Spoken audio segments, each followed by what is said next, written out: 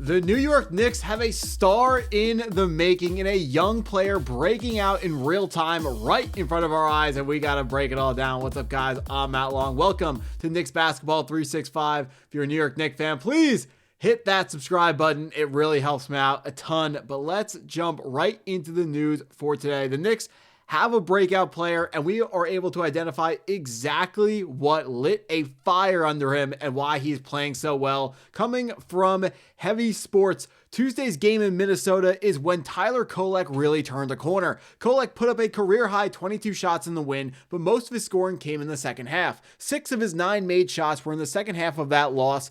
At halftime, Kolek had taken the second most shots on the team, and Mike Brown, the head coach of the Knicks, was not happy with the guard. The Knicks head coach lit into the young player for his play in the first half. Here's the quote from Mike Brown of what exactly he said to Tyler Kolek. It's pretty insane. This is coming courtesy of Ian Begley of SNY. Mike Brown said, "You've taken 10 shots. The second most on the team only made 3. 3 or 4 of those shots were air balls. If you want to take that many expletive shots, you got to make them." That's what Mike Brown told Tyler Kolek. Instead of backing down, Tyler Kolek stepped up to the challenge.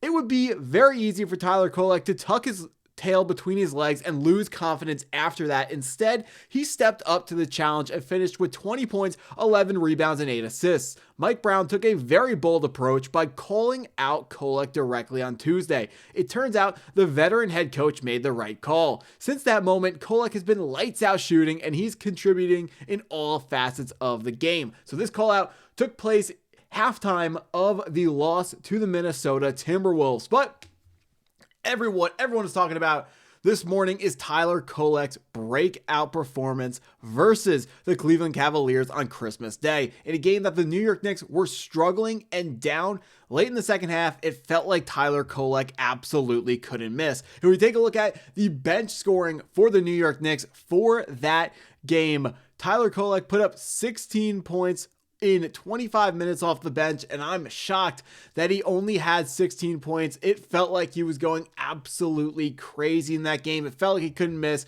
He hit that really deep heat check 3 and did the Jalen Brunson celebration to the crowd. But Tyler Kolek putting up 16 points, 3 rebounds, 9 assists, and 2 turnovers. Something that is important to pay attention to when it comes to Tyler Kolek is his assist to turnover ratio, because 1, he's a point guard. It's one of the most important things that you're looking at. And 2, Tyler Kolek has struggled with turning over the basketball in the past, but this tear that he's currently on, he's protecting the basketball at a much higher level, and he is putting up a very good assist to turnover ratio. The turnover number it's not a problem if the turnover number is high. A lot of the best point guards turn over the basketball a lot. It's the ratio that has to be really good. And if you're over 4, that puts you in the range for the best assist to turnover ratio in any given year in the NBA. But this tear that Tyler Kolek has been in over the last 2 games, we've seen his assist to turnover ratio has looked really good. Last game, 9 assists, 2 turnovers. Game before that, 8 assists, 2 turnovers. Game before that versus the Miami Heat, 3 assists, and then only 1 turnover. So 9-2, that's a little bit better than 4-1, which is what we're looking for. Timberwolves, 4-1 ratio. Heat, 3-1 ratio. 76ers, Kolek had a bad game. So did the rest of the New York Knicks. 2 assists in that game, and then 4 turnovers, which is negative ratio, but he's been showing out in the more recent games, which matters a whole lot, because now when Tyler Kolek is having this breakout, it is leading people to ask, what does this do for the New York Knicks plans going forwards? Now, coming from SNY, they write, "You wonder how this run from Kolek will affect the Knicks' approach at the trade deadline. Based on his recent playing time, logic tells you that Guerschon Yabusele is a candidate to be moved. The Knicks have also had interest in backup guards like New Orleans' Jose Alvarado, who is a New York City native." Now, the Knicks it's been reported that they've had interest in Pelicans guard Jose Alvarado. He's a different guard from Tyler Kolek, whereas Tyler Kolek is more of an offensive threat and not a good defender. Jose Alvarado is a good defender, but not as good offensively. So now, before, you would look at this and say, of course you would trade Tyler Kolek to get Jose Alvarado, and you'd figure out the third team to make the money work, because the Pelicans, in their financial situation, they cannot take in more cap space than they can't accept more cap space than they're giving away in any trade, which is going to make trading for Jose Alvarado more difficult. But right now, I find it very, very difficult to have conversations around trading Tyler Kolek, because it is obvious that Kolek is just scratching the surface of what he is capable of doing in this league.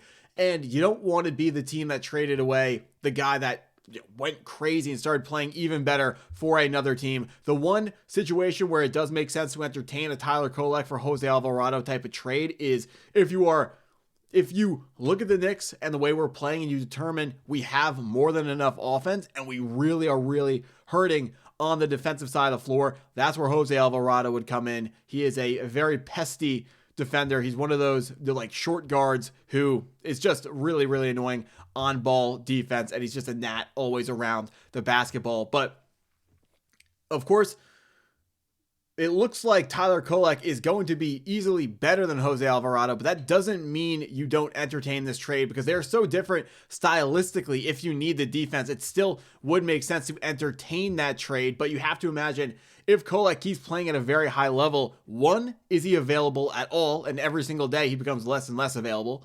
And then two, if he is traded, how can you get more on top of Jose Alvarado, other than matching the contract with a third team or more teams being involved? Can you get more draft picks being thrown in on top of Tyler Kolek? Now, Miles McBride is still injured. We just got an update on him. It looks like he may be activated for tomorrow's game against the Atlanta Hawks.